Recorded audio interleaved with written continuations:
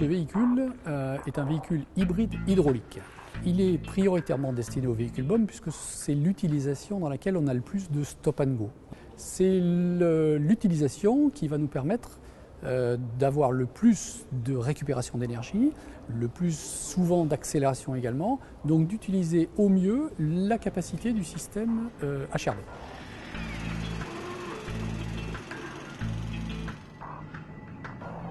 Comment fonctionne-t-il ? Nous avons un système de récupération d'énergie cinétique au freinage au travers d'un moteur-pompe et restitution de cette même énergie à l'accélération du véhicule, ce qui nous permet à la fois d'avoir un ralentisseur hydraulique et un système qui va nous aider à redémarrer, donc soulager le moteur et baisser la consommation. Tout est géré par un calculateur électronique qui va moduler la libération de la puissance en fonction de la demande du chauffeur à l'accélération, entre autres. Parce que ce calculateur permet également de déconnecter le système HRB dans des situations particulières comme celles où l'ABS ou l'ASR se mettraient en fonction, pour ne pas venir les contrarier. Donc là je suis à 40 à l'heure, je vais prendre à droite et donc là si je lève le pied, forcément le ralentisseur se met en route. Et c'est un très fort ralentisseur. Hein. Oui. Et là je vais aller jusqu'à l'arrêt. Le véhicule s'est arrêté sans que je touche à rien. Extraordinaire. Là j'accélère, là j'ai tout le système hydraulique qui vient en aide.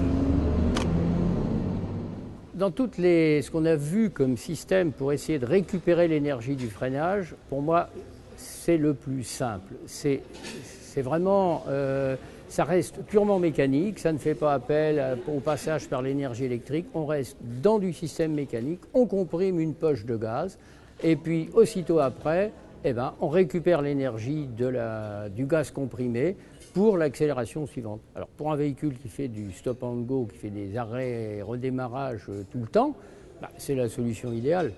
Alors le principe est une bonne idée, c'est simple. Je pense que ça doit être très fiable aussi. Et ma foi, c'est pas encombrant. Et surtout, je pense que c'est quelque chose qui a plus de chances de devenir à être produit en grande série que les systèmes hybrides électriques qu'on a vus jusqu'à présent qui, au final, ne fonctionnent pas forcément bien. Ce qui est intéressant aussi, c'est que pour le véhicule, en deuxième vie, ce dispositif de récupération d'énergie peut être facilement démonté et donc le véhicule peut redevenir un véhicule avec une chaîne cinématique totalement classique. En tout premier lieu, l'avantage principal, ce sera une économie de carburant. Donc par conséquent, une diminution du CO2 rejeté. L'économie de carburant est estimée à au minimum 15% de la consommation habituelle de ce genre de véhicule. L'autre économie potentielle, si on peut parler d'économie, c'est la réduction du bruit. Donc à l'usage, l'habitant de la ville où on utiliserait ce genre de véhicule aura un peu moins de nuisances sonores. Alors le poids du système, en clair sur la fiche technique, c'est un supplément de 450 kg. Toutefois, une benne à ordures, c'est un matériel qui a régulièrement besoin d'un contrepoids à l'avant pour compenser le poids du lève-conteneur qui est à l'arrière, qui peut être très conséquent.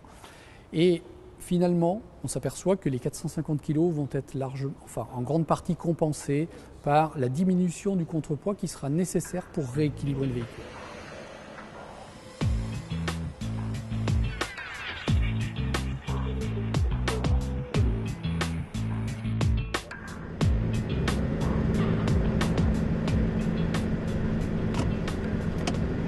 Là, j'ai levé le pied et le système ralentit, tout seul, tranquille, je réaccélère, ça repart, je m'occupe de rien en fait.